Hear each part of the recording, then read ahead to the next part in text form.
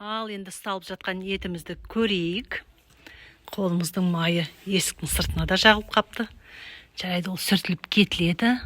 Ал енді бисмиллахир-рахманир-рахим деп да-да-да-дам. Тамаша. Қараңыздар, қандай керемет. Өте тамаша. Ысталған ет 12 сағат қайыңның түтінінің астында тұрды. Қараңыздар.